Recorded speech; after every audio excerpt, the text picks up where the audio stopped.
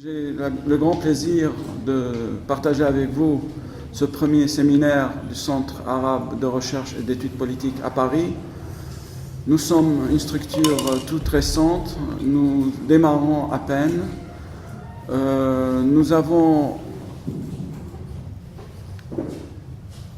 décidé de lancer cette activité à Paris pour mieux faire connaître les sciences sociales arabes en Europe et vice-versa, pour arrêter la rupture entre les savants, les penseurs et les intellectuels et les chercheurs arabes et européens, et notamment francophones et français.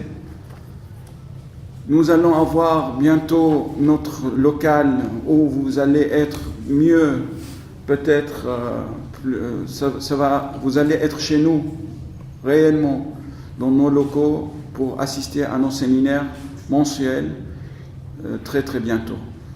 J'ai aussi le grand plaisir d'avoir à mes côtés de mes idoles, je peux le dire comme ça, et de mes amis que j'apprécie beaucoup.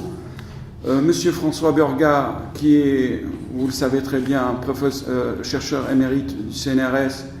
Il a occupé plusieurs postes dans la région. Alors c'est l'un des chercheurs français qui connaissent le terrain. Malheureusement, il y en a de moins en moins. Monsieur Burga, il est aussi président du conseil administratif du Centre arabe. Et nous avons des amis et des collègues qui font partie de ce conseil, notamment Dr Youssef Kourbache qui est parmi nous. Il y a M. Azmi Bchara, malheureusement il n'a pas pu nous joindre. Il y a M. Masri qui va nous parler tout à l'heure. Il y a aussi M. Joseph Maïla. Il y a Isabelle Ruck, notre amie de Sciences Po. Et il y a Leïla Vignal qui pourra venir cet après-midi nous joindre. Et à ma gauche, il y a aussi mon ami et il ne m'a pas enseigné, mais j'ai appris beaucoup de lui. Alors je le considère comme mon professeur. Dr Tarek Metri, ancien ministre des Affaires étrangères de la culture au Liban. C'est là, il ne faut pas comparer avec les actuels ministres. Hein. Faites attention, c'est une exception. Monsieur Metri, maintenant, il est directeur du centre de l'Institut Al-Sam Faris à l'Université américaine à Beyrouth, parmi d'autres missions. Je donne la parole à François Burga pour vous accueillir au nom de CAREP. Merci beaucoup, Salam. Je suis particulièrement heureux d'être ici, dans une rencontre que je considère comme importante pour plusieurs raisons. La première raison, bien sûr, elle est importante du fait de la problématique. Vous me direz, ce n'est pas très original, mais la problématique des relations entre l'Europe et le monde arabe, ou entre le monde arabe et l'Europe, puisque nous avons changé d'assise, elle se renouvelle tous les jours. La configuration étatique, les stratégies individuelles et collectives se renouvellent. J'aimerais pouvoir dire ça s'améliore. Je ne sais pas si c'est la conclusion à laquelle on arrivera.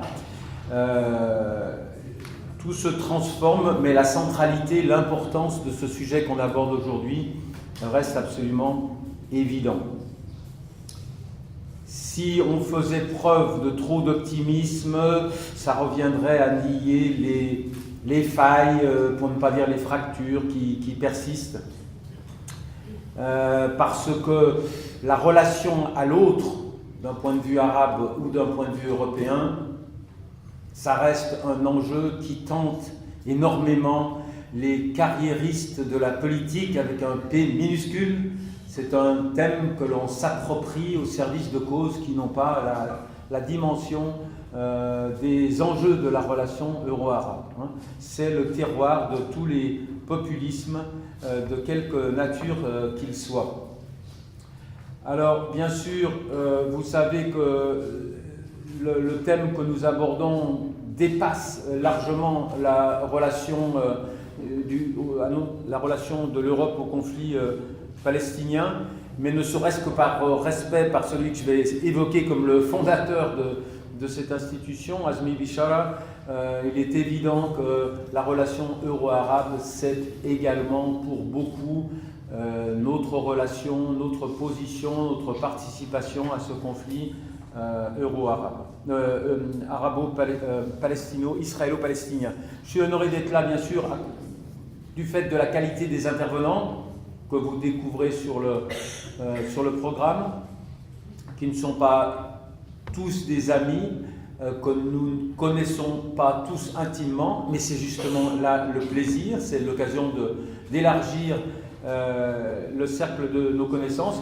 Mais bien sûr, last but not least, je suis content d'être là parce que je participe à l'inauguration de cette institution, de cet acteur nouveau qu'est le Centre arabe de recherche et d'études politiques à Paris.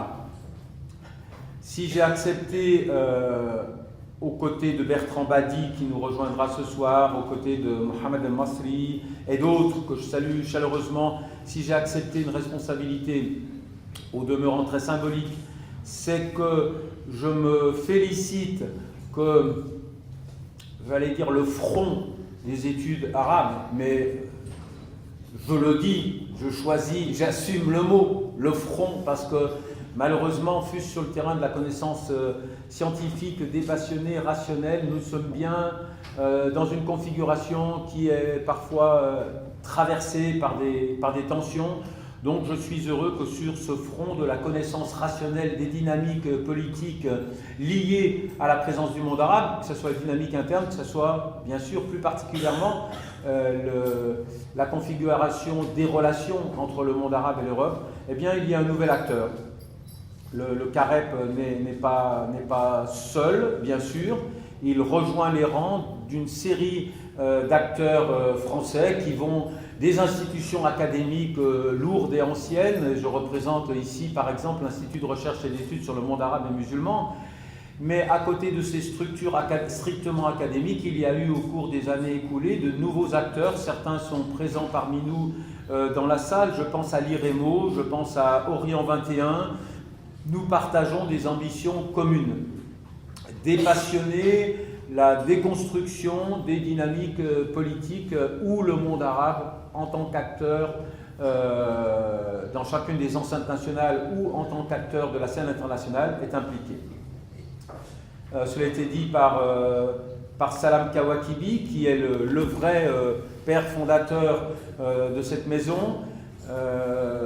Le CAREP, c'est le produit d'une initiative du Arab Center for Research and Policy Studies qui est basé à Doha, qui a été créé en 2010, 2011 par Azmi Bishara. Azmi Bishara, c'était difficile d'en parler jusqu'à une date récente et certaines personnes ne le connaissaient pas, mais maintenant vous pouvez vous rapporter à un très beau dossier paru dans le journal Le Monde il y a plus d'une semaine, un peu plus d'une semaine. Et j'ai bien aimé le titre, parce que vous savez que quand nous évoquons l'action du Qatar, nous entrons immédiatement sur le front de la compétition des idéologies et les effluves de ce que j'ai appelé pour le condamner le Qatar bashing sévissent. Et j'ai bien aimé que Azmi Bishara soit évoqué comme l'éminence libérale de Doha, et donc remettre un petit peu les pendules à l'heure. La radicalité politique et sectaire n'est pas personnalisée par l'action du Doha Center. Il y a d'autres acteurs régionaux qui pourraient être identifiés à ce poison de la radicalisation bien davantage. Et il est important de le dire. Je suis content de participer à cette aventure. Je ne sais pas encore quelle ampleur prendront mes efforts au sein de la structure, mais je suis content d'y participer parce que j'ai longtemps eu la chance de présider des institutions françaises dans le monde arabe. Et bon, je termine ou je prolonge ma carrière en changeant en quelque sorte, puisque je collabore maintenant à des efforts venus du monde arabe pour promouvoir une connaissance rationnelle de tous les enjeux liés à l'étude sereine des dynamiques politiques et culturelles entre nos deux régions. Voilà, je pense avoir déjà trop parlé. Il me reste à vous souhaiter une passionnante journée et à redonner la parole à Salam après l'avoir une nouvelle fois remercié et félicité. Il y a une compétition à la tribune. Nous avons tous les deux mal au genou, mais il a gagné nettement, lui, Benki. Moi, je cours encore. Merci François. Tout de suite, je donne la parole à M. Metri. Bonjour, il me fait plaisir d'être parmi vous ce matin.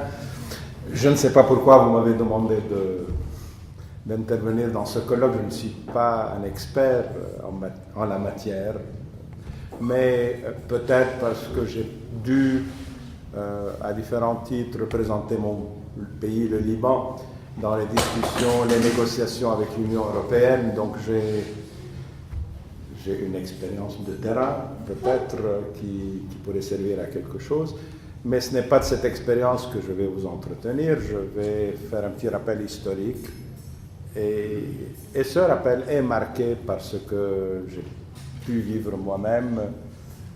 Et tout récemment, quand on m'a confié les Nations Unies m'ont confié la responsabilité d'aider les Libyens à se réconcilier, à construire un État, j'ai dû donc travailler d'assez près avec les responsables de l'Union européenne. Donc ce que je vais essayer de dire est un peu marqué par cette expérience.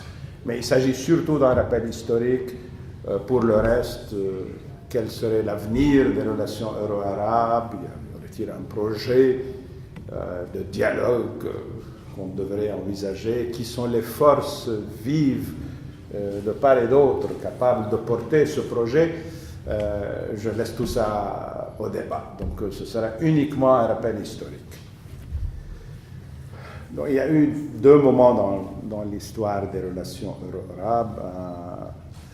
Un moment où il y a eu plusieurs tentatives de dialogue et de coopération, fructueuses, infructueuses, plus ou moins fructueuses. Tout ça devrait être sujet à discussion.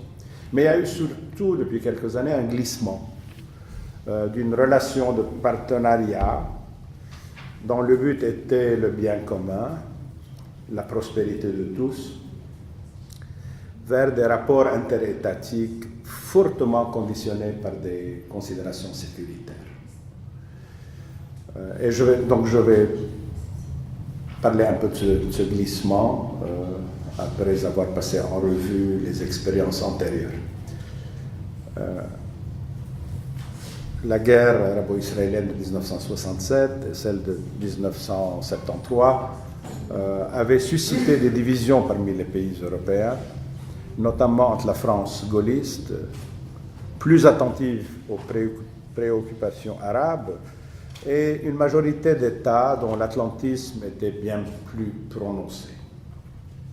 La France n'a cessé de s'efforcer pour conduire ses voisins à adopter une politique plus équilibrée, c'est-à-dire moins alignée sur celle des États-Unis, qui, elle, soutenait Israël d'une manière inconditionnelle.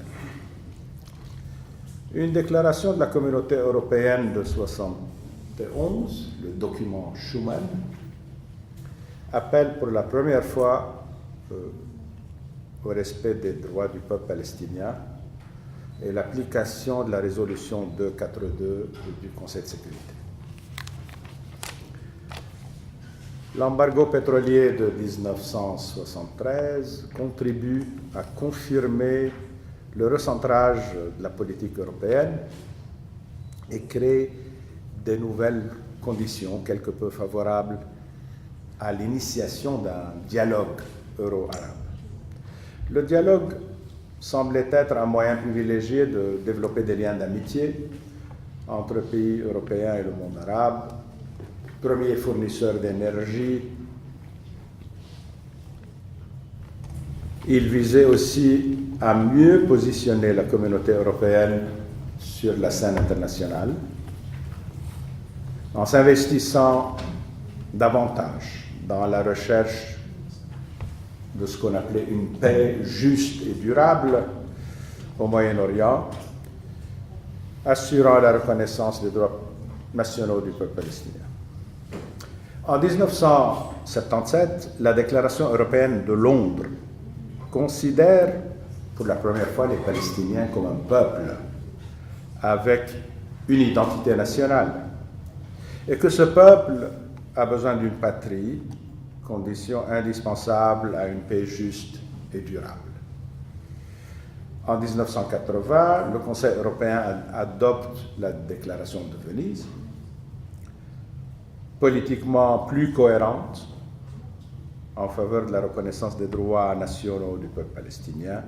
Il y est question de principes affirmant la nécessité de mettre fin à l'occupation israélienne, l'illégalité des colonies et autres modifications dans les territoires occupés, surtout à Jérusalem.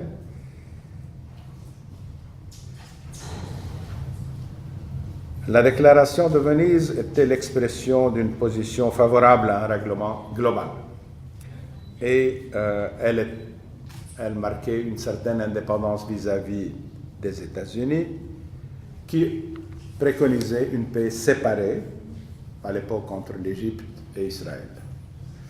La guerre entre l'Iran et l'Irak de 1981 à 1988 détourne l'attention sur les possibilités de déstabilisation du Moyen-Orient par la République islamique. Les conflits interarabes, l'invasion israélienne du Liban, révèlent une passivité arabe sans précédent. Tout ça d'une part, et d'autre part, les changements politiques, en France notamment, et dans plusieurs pays européens, affaiblissent le rôle de l'Europe comme acteur principal au Moyen-Orient. Et c'est à partir de la fin des années 80 que ce rôle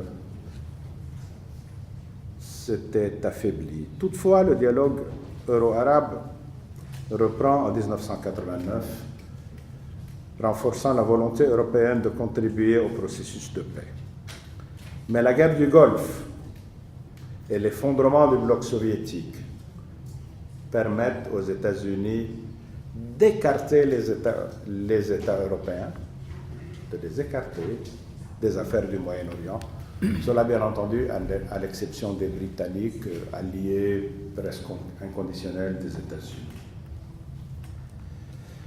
En guise de contrepoids, quoique insuffisant, les pays européens proposent un partenariat méditerranéen dont l'élaboration progressive mène à la conférence de Barcelone en 1995.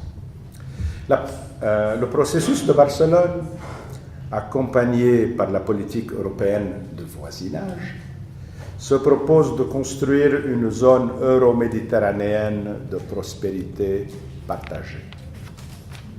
Barcelone ouvre la voie à une coopération avec une partie des pays arabes, mais ne réussit pas à mettre en place une zone de libre-échange. Le volet politique manque, pour sa part, de dynamisme dans un contexte de durcissement de la politique israélienne, des contre-coups de la guerre et de l'occupation de l'Irak, et de la montée des extrémismes, au pluriel. Les échanges socioculturels,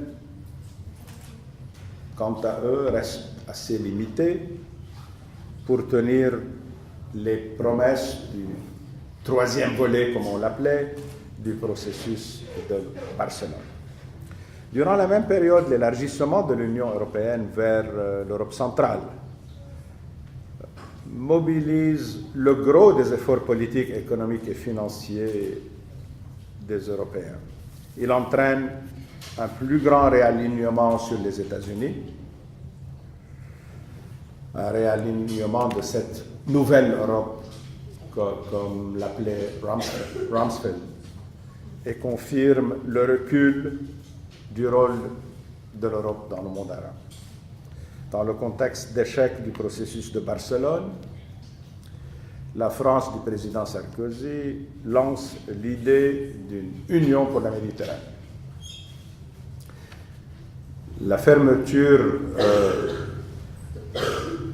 pratiquée au sud de l'Europe, plus importante après les attentats du 11 septembre 2011, avait suggéré que la Méditerranée était devenue plus un mur qu'un pont. Les problèmes liés à l'immigration et au terrorisme, associés souvent d'une manière abusive au monde arabo-musulman, conduisent à l'éloignement entre les deux rives de la Méditerranée. Malgré les ambitions initiales, l'Union pour la Méditerranée, lancée en 2008, au vu de ses objectifs de réduire, tandis qu'augmenter le nombre des pays adhérents. Les objectifs se réduisent et le nombre de pays adhérents à cette union augmente. Elle se propose de créer 6 grands projets techniques, dépollution, autoroutes, protection civile, sans qu'ils soient soutenus par une vision politique. Il y avait un déficit politique dans ce projet d'Union pour la Méditerranée. Qui plus est, plusieurs questions sécuritaires et les problèmes liés à la migration sont abordés non dans une logique de partenariat, mais à partir de considérations unilatérales, contredisant l'esprit même d'une recherche d'unité, ne serait-ce que sur le plan des objectifs politiques. Le projet de l'Union pour la Méditerranée est en retrait sur la question de la paix au Moyen-Orient. Les problèmes politiques qui ont empêché les avancées du processus de Barcelone ne sauraient disparaître du fait de leur occultation. L'hypothèse de voir l'Union pour la Méditerranée travailler sur des projets concrets en faisant abstraction des crises politiques n'arrive pas à être opératoire. Je garde un souvenir de réunions d'une stérilité inégalable parce qu'on essayait à tout prix d'éviter de nous attaquer aux problèmes politiques. Tout aussi réaliste s'avère le pari de travailler ensemble sur des dossiers concrets, sur des questions urgentes, comme on les appelait, de façon à créer une dynamique de dialogue qui, à terme, favoriserait la résolution des conflits. Aujourd'hui, nous nous trouvons en face d'un double échec. Celui des pays arabes, dans ce qu'on a voulu appeler la transition vers la démocratie, promise par les soulèvements de 2011, et celui de l'Europe. L'échec de l'Europe a accompagné cette transition. Et en même temps, la prédominance des préoccupations sécuritaires, doublée d'une incapacité de gérer la crise migratoire, fortement aggravée cette incapacité par la montée de l'extrême droite xénophobe dans plusieurs pays européens. Nous sommes donc passés d'une logique de partenariat, en principe, un partenariat de bénéfices mutuels et l'espoir d'un partage de valeurs, à une logique de repli sur soi, aux dépens d'une volonté antérieure de construire des ponts et des passerelles entre les deux rives de la Méditerranée. L'asymétrie structurelle entre l'Europe et le monde arabe renforce cette perte d'intérêt dans les deux sens, réduisant les relations à l'heure actuelle aux besoins de commerce, comme la vente du pétrole et des armes. Et des TGV, on l'a appris tout à l'heure. L'Europe est de moins en moins un acteur important dans les transformations du monde arabe, il faut le reconnaître, et l'éclatement de certains pays livrés à des conflits où s'entremêlent l'endogène et les interventions étrangères,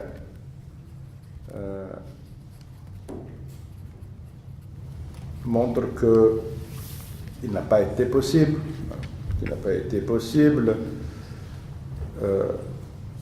aux Européens d'aller jusqu'au bout de la mission qu'ils se sont assignée lors de l'intervention militaire en Libye, pour prendre un exemple. La stabilisation de ce vaste pays, un intéressant partenaire pétrolier pour l'Europe, ne pouvait être assurée sans un soutien international effectif. Mais les pays européens, ainsi que les États unis, étaient pressés d'éviter leur enlisement après la chute du régime de Kadhafi.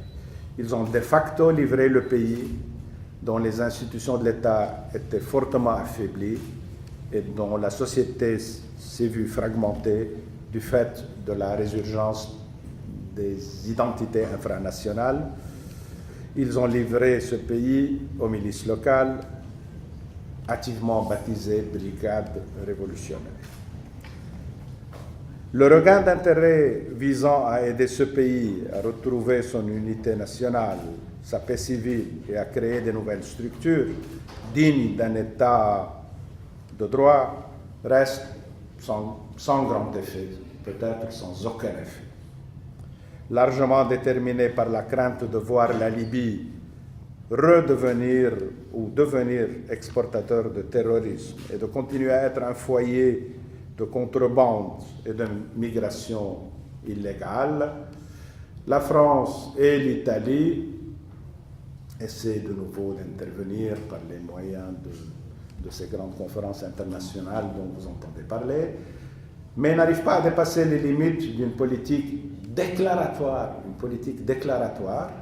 et se trouve, l'intervention et de la France et de la Libye, amoindrie par la rivalité entre ces deux pays. Dans le cas de la Syrie, le soutien au soulèvement populaire, la condamnation du régime de Bachar el-Assad, les sanctions, l'embargo sur les armes, ainsi que certaines réclamations pour l'établissement de zones sûres ou des corridors humanitaires à la Juppé, cèdent le pas à une politique qui se réduit aujourd'hui à la pression diplomatique. L'absence d'action décisive des États-Unis en Syrie semble avoir entraîné les Européens vers un certain attentisme conditionné par la lenteur du processus dit politique parrainé désormais par les Russes.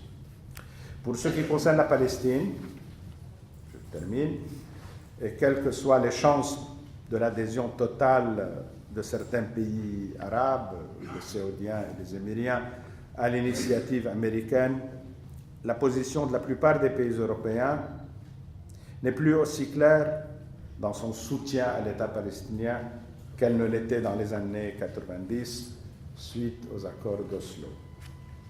À la lumière de ces évolutions, d'aucuns insisteraient à raison que les Européens ont du mal à trouver un partenaire arabe crédible.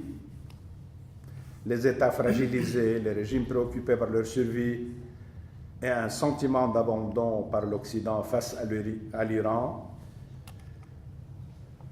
ne sauraient accorder aux relations euro-arabes l'attention qu'elles méritent. D'autant plus, les Européens n'ont pas beaucoup d'appétit à suivre les États-Unis dans leur nouvelle politique d'endiguement par le biais des sanctions de la République islamique d'Iran.